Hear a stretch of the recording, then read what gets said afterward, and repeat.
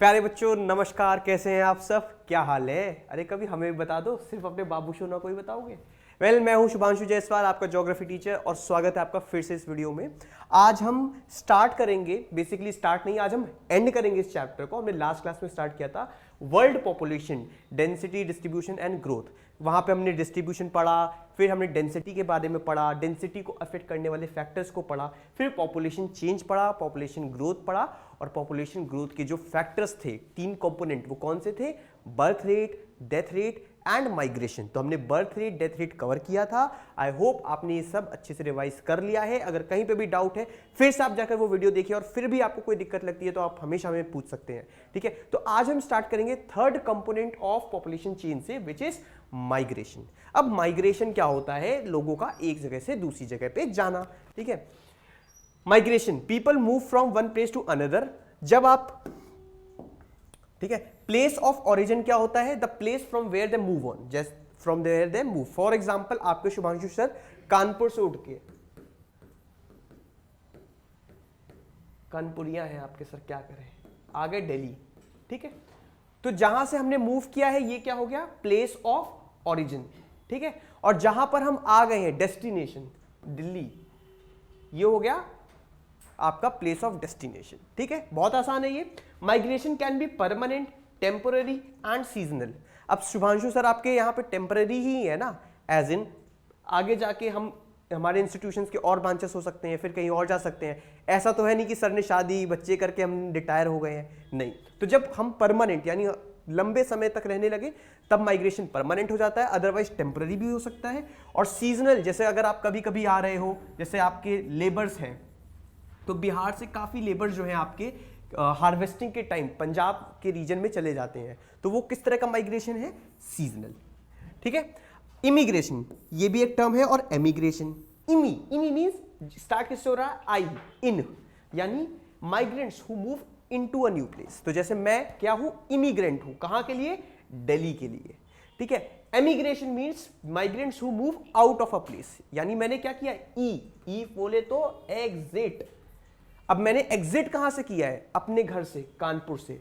तो मैं इमिग्रेंट किसके लिए हूं? दिल्ली के लिए। और एमिग्रेंट किसके लिए हूं? कानपुर के लिए। ये अच्छे से क्लियर हुआ? ठीक है, वेरी गुड। अब स्टार्ट करते हैं आगे का पार्ट, ठीक है? कंपोनेंट्स ऑफ माइग्रेशन के जो है टाइप्स होते हैं, ठीक है बच्चों? Types, basically types of migration. बहुत छोटी सी लाइन में आपका दे रखा था, बट एक बार देख लो, बहुत आसान है। रूरल टू रूरल, जब आप गांव से गांव में मैरिज हो रहा है, ठीक है? इसका बहुत अच्छा एग्जांपल है मैरिज। अब जो विमेन है, लेट से एक है हैप्पीपुर, यहां की बेटी की शादी हो गई जॉयफुल नाम की एक गांव, ठीक है? तो ये क्या हो गया? Rural to rural. Urban to rural, जब आप अर्बन से रूरल की तरफ जा रहे हैं। अब जैसे कोविड के बाद हुआ ये, काफी लोगों ने अपने जो स्टैब्लिशमेंट थे रूरल की तरफ शिफ्ट करें, ठीक है?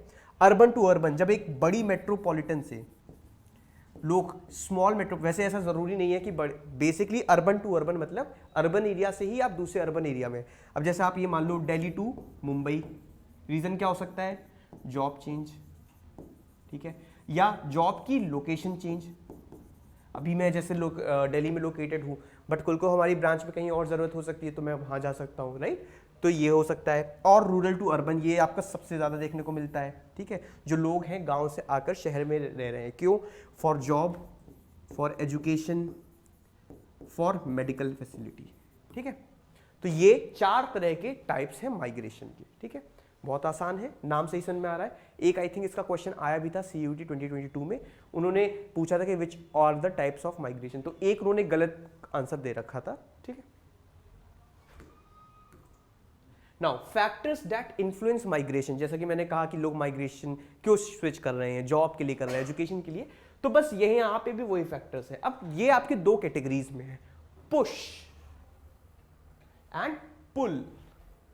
पुश, धक्का दे रहा है, जाओ यहां से। ऐसा क्या है? जब मैं आपको धक्का दूंगा तो मतलब कुछ अच्छा नहीं है वहां पर, तो ये सैड कंडीशंस है, ठीक है? क्या हो सकता है ऐसी रीजन? अनएम्प्लॉयमेंट, किसी जगह पे आपको एम्प्लॉयमेंट नहीं है, वहां पे जॉब अपॉर्चुनिटीज नहीं है, तो लोग वहां से बाहर जाएंगे ही जाएंगे, ठीक है। पुअर लिविंग कंडीशंस, जैसे वहां पे सैनिटेशन जो है आपका वो ठीक से नहीं है, क्लेनलीनेस नहीं है, सिक्योरिटी नहीं है, पुलिस सही से काम नहीं कर रही है, लॉ एंड ऑर्डर नहीं है, ठीक है। पॉलिटिकल टर्मोइल है, जैसे आपका एग्जांपल था अफगानिस्तान वाला, सीरिया वाला, ठीक है, वहां पे पॉलिटिकल अनरेस्ट, तो लोग वहां से जाएंगे। अनप्लेजेंट क्लाइमेट, अब पता चला कि बर्फ गिरी पड़ रही है आए दिन, कभी भूस्खलन हो रहा है, तो ऐसी कंडीशंस में लोग रहना प्रेफर नहीं करेंगे, वो वहां से भागेंगे। देन नेचुरल डिजास्टर, अब जैसे हिमालयाज के कुछ रीजन्स हैं जो बहुत ज्यादा प्रोन है नेचुरल डिजास्टर्स से, तो लोग वहां से माइग्रेट करके सिटीज की तरफ भागेंगे। देन एपिडेमिक्स, कोई ऐसा रीजन जो एपिडेमिक्स से प्रोन है, वहां से भी लोग हटेंगे। सोशियो इकोनॉमिक बैकवर्डनेस, तो लोग इससे भी बाहर हटके पॉजिटिव की तरफ आएंगे। अब ये कौन से हैं? पुल फैक्टर्स। हैप्पी हैप्पी, तो अगर मैं पुल कर रहा हूं मतलब मैं बुला रहा हूं, तो ऐसी कंडीशंस, ऐसी अच्छी अट्रैक्शंस जो लोगों को पुल कर रही है, अट्रैक्ट कर रही है, कौन सी है? बेटर जॉब अपॉर्चुनिटीज, ठीक है, आपको भी अच्छी जॉब जहां मिलेगी आप वहां पे जाओगे, ठीक है। एंड लिविंग कंडीशंस, अच्छी लिविंग कंडीशंस की तरफ लोग जाएंगे। देन पीस एंड स्टेबिलिटी, ये बहुत इंपॉर्टेंट है, ठीक है, कि भाई जहां पर शांति होगी, जहां पर लॉ एंड ऑर्डर होगा, जहां पर सिक्योरिटी होगी, एक इंसान शांति से वहीं पे रहना प्रेफर करेगा। Security of life and property, जैसे कि लॉ एंड ऑर्डर सिचुएशन जहां अच्छी हो, ठीक है। देन प्लेजेंट क्लाइमेट, जहां का क्लाइमेट ओवरऑल अच्छा हो, तो लोग वहीं पे रहेंगे, ठीक है। तो ये आपकी पुश एंड पुल फैक्टर्स हो गए जो माइग्रेशन को आपको अफेक्ट करते हैं, ठीक है। अब बात करते हैं ट्रेंड्स इन पॉपुलेशन ग्रोथ, ये आपका दूसरा टॉपिक है। ट्रेंड का मतलब क्या है कि किस तरह से देखने को मिल रहा है पॉपुलेशन में ग्रोथ। अब ये आपका एनसीईआरटी का ही फिगर है, इसको अच्छे से समझते हैं, देखने में टेक्निकल है बट बहुत आसान है, ठीक है। अब देखो 12,000 ईयर्स बिफोर प्रेजेंट पॉपुलेशन आपकी कितनी है? 0.25 बिलियन। इधर से मैं दिखाता हूं, ये आपको इधर से आपको नंबर्स मिल जाएगा, अमाउंट की पॉपुलेशन कितनी है, और इधर से आप फेजेस देखते चलिए टाइम के साथ। तो स्टार्टिंग होती है यहां से 12,000 में, ये इतनी थी, ठीक है, 0.25 बिलियन। फिर धीमे धीमे बढ़ती गई, ये 1600 तक ये भी लगभग इतनी है। जब आपका age of European exploration, colonisation and settlement start होता है, यानी ये दशक आती है 1600, 1700, 1800, यहां से देखिए आपकी पॉपुलेशन जो थी, मैं ऐसे बनाता हूं इसको, यहां से आपकी पॉपुलेशन जो है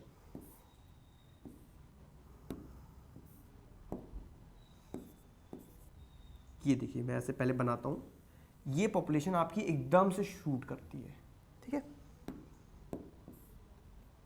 तो 1700, 1800, फिर 1900 में जब यहां पे आपका ट्रांसपोर्टेशन इंप्रूव होता है, देन बाद में सैनिटेशन एंड मेडिकल फैसिलिटीज आती हैं, फिर 2000 के around biotechnology, information and computers, ये सब जब इनोवेशन होता है, बेसिकली टेक्नोलॉजिकल रेवोल्यूशंस, अगर इन सबको मैं समराइज करके एक वर्ड में लाऊं, तो आपकी पॉपुलेशन एकदम से शूट करती है एंड इवेंचुअली कहां पहुंचती है? प्रेजेंट में। एंड प्रेजेंट में अराउंड कितनी है? 7 बिलियन, ठीक है। तो ये आपका है ट्रेंड पॉपुलेशन ग्रोथ का। वही ग्राफ को, उसी पिक्चर को इन्होंने पॉइंट्स में दे रखा है, that earth's population is more than 7 billion, आज के समय इतनी है। After evolution and introduction of agriculture about 8,000 to 12,000 साल पहले, the size of population was 8 million. In the 16th and 17th century, the population growth rate increased due to expanding world trade, ये colonization का time, ठीक है। Later industrial revolution, ठीक, technological advancement and improved social structure, ठीक है, and provided a stage for accelerated मतलब एकदम से shoot, ठीक है, accelerated population growth। तो ये वो फैक्टर्स हैं जिन्होंने एकदम से पॉपुलेशन ग्रोथ को इंक्रीज कर दिया, ठीक है। सीयूटी में इससे क्वेश्चन आ सकता है, which of the following factors are responsible for accelerated population growth, तो आपको ये फैक्टर्स पता होना चाहिए, ठीक है। आगे बढ़ते हैं। Doubling time of world population, doubling time मतलब कि कितने टाइम में पॉपुलेशन डबल हो रही है। देखिए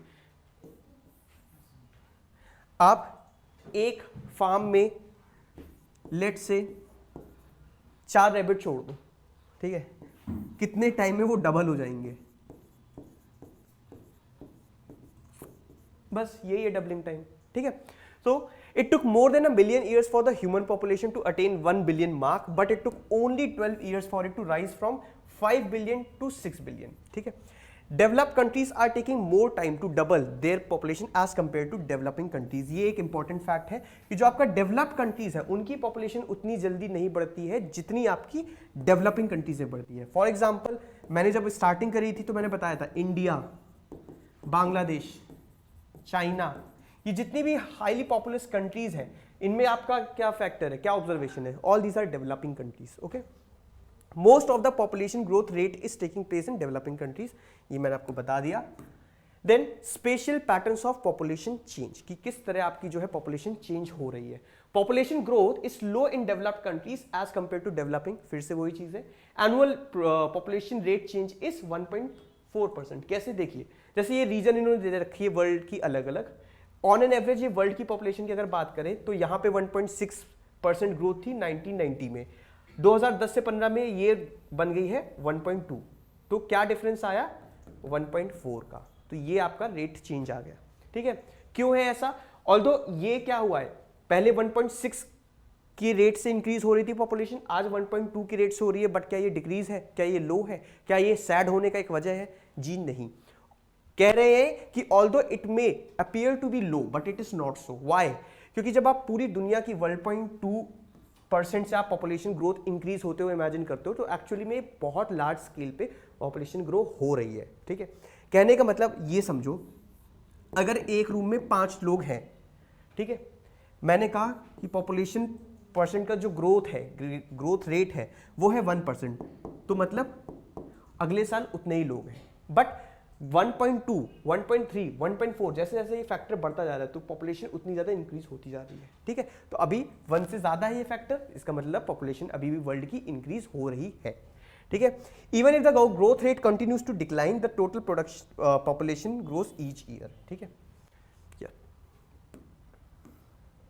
अब बात करते हैं इम्पैक्ट ऑफ पॉपुलेशन चेंज। जो पॉपुलेशन बढ़ रही है या घट रही है, इसमें हम खुश होए, दुखी होए, क्या होए, ठीक है, तो इसकी बात करते हैं। Small increase in population is desirable in a growing economy. अगर पॉपुलेशन बढ़ रही है तो मतलब लोग अच्छे से रिप्रोड्यूस कर रहे हैं, वहां पर डिमांड बढ़ रही है, तो ग्रोइंग इकोनॉमी के लिए ये इन अ नटशेल एक अच्छा फैक्टर होता है। ठीक है, however population growth beyond a certain level leads to problems. Obviously population अगर ओवर पॉपुलेशन में टर्न हो जाए तो प्रॉब्लम्स आ जाएंगी।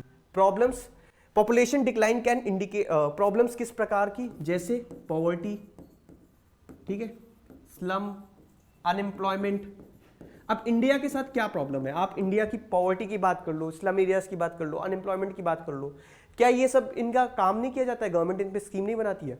बट द थिंग इज कि इंडिया की पॉपुलेशन बहुत ज्यादा है, तो इसलिए वो स्कीम्स थोड़ी इस तरह से आते आते डाइल्यूट हो जाती है। Fine, population decline can indicate the inefficacy of resources. अगर पॉपुलेशन डिक्रीज भी हो रही है, अभी हमने बात करा इंक्रीज की, अब बात कर रहे हैं डिक्रीज की। अगर एकदम से पॉपुलेशन डिक्रीज हो रही है तो ये एक तरह से नेगेटिव साइन भी हो सकता है। क्यों? क्योंकि ये दर्शा रहा है कि पहले जो रिसोर्सेज थे वो पहले उतनी पॉपुलेशन को सपोर्ट कर रहे थे, आज उतनी पॉपुलेशन को सपोर्ट नहीं कर रहे हैं। ठीक है, The death rate increased in Africa and other parts of the country due to deadly HIV/AIDS epidemic। ये एक फैक्चुअल क्वेश्चन आ सकता है, इसलिए ध्यान रखिए। तो HIV/AIDS वगैरह से कहाँ पे पॉपुलेशन रेट एकदम से गिरा था? आपका अफ्रीकन कंट्रीज में। And CIS is Commonwealth of independent states. ठीक है, नाउ डेमोग्राफिक ट्रांजिशन। ट्रांजिशन का मतलब क्या होता है? ट्रांजिशन का मतलब होता है आपका change from one two other.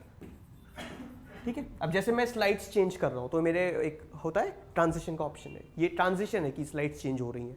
ठीक है, the theory is used to describe and predict the future population of any area. किसी भी एरिया में आपको ये स्टेजेस देखने को मिलेंगी, इसी को बोलते हैं demographic transition. The population of any region changes from high births and high deaths to low birth and low death as the society progresses from rural, agrarian, illiterate to urban, industrial and literate society.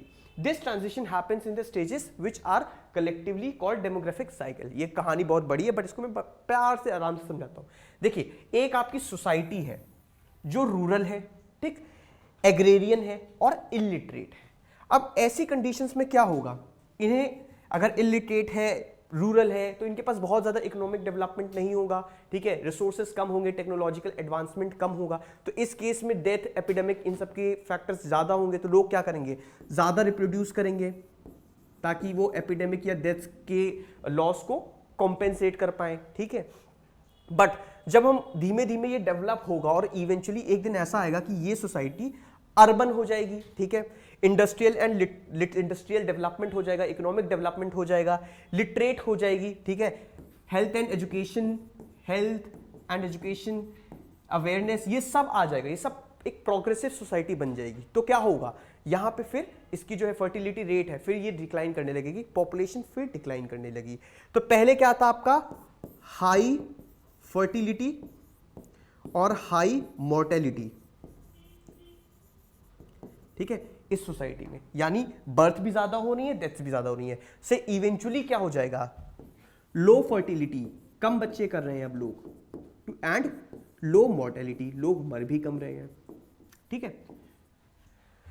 सो ये होता है आपका demographic transition. अब ये एकदम से नहीं आती है, डायरेक्ट स्टेज नहीं आती है, सेलेक्टिवली फेसेस में आती है, स्टेजेस में आती है, और एक स्टेज को क्या बोलेंगे, डेमोग्राफिक साइकिल। तो चलिए देखते हैं ये। अब जैसे डेमोग्राफिक ट्रांजिशन है तो ये 3 हिस्सों में हो रही है आपकी।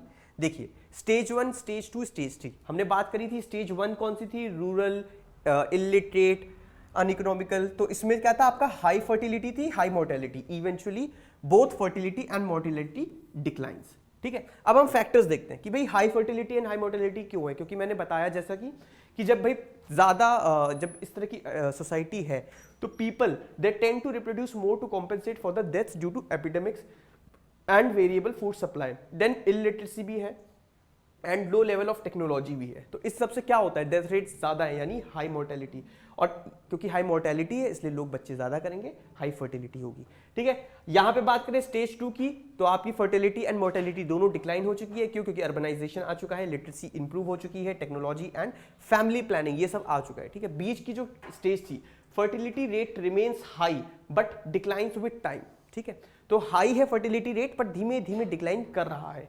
क्यों, क्योंकि वही है improvements in sanitation and health conditions, ठीक है। तो ये था आपका डेमोग्राफिक ट्रांजिशन, ठीक है। तो ये एक बुक में आपका मैप भी दे रखा है, इसको इस द्वारा समझ सकते हैं कि पहले क्या था, CDR और CBR दोनों ही आपके हाई थे, ठीक है। इवेंचुअली स्टेज 3, ये स्टेज 1 है, ये स्टेज 3 है, स्टेज 3 में आते आते दोनों ही डिक्लाइन कर जाएंगे, ठीक है। और अभी इसके एग्जांपल्स भी आपके में दे रखे हैं, जैसे हाई अभी स्टेज 1 में कौन सी कंट्रीज हैं, Bangladesh, rain forest tribes etcetera, ठीक है। और यहाँ पे जो 3rd स्टेज है वहाँ पे कौन पहुँच चुकी है, countries like Canada, Japan, USA। और अगर हम स्टेज 2 की बात करें, यहाँ पे क्या हो रहा है, एक्सपेंडिंग। तो यहाँ पे अभी कौन सी कंट्रीज हैं, लाइक पेरू, श्रीलंका, कीनिया, ठीक है। ये क्या है, नेचुरल इंक्रीज इन पॉपुलेशन। तो ये बहुत इजी डायग्राम है, आई होप अच्छे से आपको समझ में आ गया है। सो बाय एंड लार्ज ये था एक आपका छोटा सा टॉपिक है, बहुत इजी है, आपको अच्छे से ऑलरेडी आता होगा। पॉपुलेशन कंट्रोल मेजर, क्योंकि मैंने क्या कहा, पॉपुलेशन अगर ओवर पॉपुलेशन हो रही है तो उससे के कुछ नेगेटिव चीजें होंगी सोसाइटी में, पॉवर्टी, अनएम्प्लॉयमेंट और ऐसी प्रॉब्लम्स आ सकती हैं, इसलिए हमें पॉपुलेशन को टाइमली कंट्रोल करना पड़ेगा। एंड इसी चीज को हम क्या कहते हैं, फैमिली प्लानिंग, ठीक है। तो इसमें हम क्या देखेंगे, फैमिली प्लानिंग हो रही है। Easy and cheap availability of contraceptives. What are contraceptives, these are those methods by which you can reduce the chances of pregnancy, ठीक है, like condoms and other contraceptives which are available in the market. Then education, educate करोगे आप लोगों को, उनको aware करोगे तो भी आपकी जो पॉपुलेशन डिक्लाइन करेगी। Then eradicate poverty. क्या होता है, पॉवर्टी है, अब जैसे आप एक फार्मर की कंडीशन सोचो, वो पुअर है, उसके पास लेबर अफोर्ड करने के लिए पैसे नहीं है, तो eventually he think it's good to have more kids because eventually they all will work in the farm, so he will tend to do more kids. तो अगर आप पॉवर्टी को किसी तरह इरेडिकेट करोगे तो इस तरह का माइंडसेट से आप ओवरकम करोगे। Then women empowerment, delayed marriage. तो इन दोनों से क्या है, बेसिकली होता क्या है, पहले फीमेल्स वर फाइनेंशियली डिपेंडेंट, प्लस जिस तरह की सोसाइटी थी, पेट्रियार्कल सोसाइटी थी, वहां पे वुमेन के पास उतनी पावर नहीं थी कि वो अपने पॉइंट को कह पाए, ठीक है। मैरिजेस क्या कहते हैं अब डिले होने लगी, बट पहले अर्ली मैरिजेस होती थी। तो इन दोनों ही केस में विमेन के ऊपर एक तरह का प्रेशर हो होता था टू रिप्रोड्यूस अर्ली। तो जो रिप्रोडक्शन की एज थी वो बहुत ज़्यादा थी। आज क्या है, डिलेड मैरिज है, विमेन एम्पावरमेंट है, विमेन अपनी चॉइस के अनुसार सूनर और लेटर अपनी चॉइस के अनुसार डिले कर सकती है रिप्रोडक्शन में। इससे ओवरऑल पॉपुलेशन आपकी डिक्रीज होती है। Tax incentives for large families, sorry tax disincentives. Incentives मतलब आप प्रमोट कर रहे हो, डिसइंसेंटिव्स मतलब डीमोटिवेट कर रहे हो। जैसे मैटरनिटी बेनिफिट अगर आप 2 के बाद नहीं अपील कर पा रहे हो तो ये क्या है, एक तरह का डिसइंसेंटिव है। ठीक है, तो ये वो जनरल मेथड्स है, एमसीक्यू में आ सकता है, बहुत इजी है। ठीक है, आई होप ये पूरा अच्छे से आपको समझ में आया होगा। स्टिल अगर किसी भी प्रकार का डाउट होता है तो यू कैन ऑलवेज रीच अस। ये बाय एंड लार्ज बहुत इजी चैप्टर है। ठीक है, इसको आप जितनी जल्दी फिनिश करके एक बार लेक्चर देखने के बाद एक बार एनसीईआरटी भी पढ़िए। ठीक है, और क्वेश्चन सॉल्व करिए। सीयूईटी के आप चैनल पे जाइए, यूनिमॉन्क्स के चैनल पे जाइए यूट्यूब के, वहाँ पे इतने सारे क्वेश्चंस पड़े हुए हैं, आप उनको सॉल्व कीजिए। और किसी भी प्रकार का डाउट है तो आप हम तक पहुँच सकते हैं। Thank you so much for bearing this, thank you so much for watching our video. I hope this helps. Happy learning to all of you and all the best for CUT।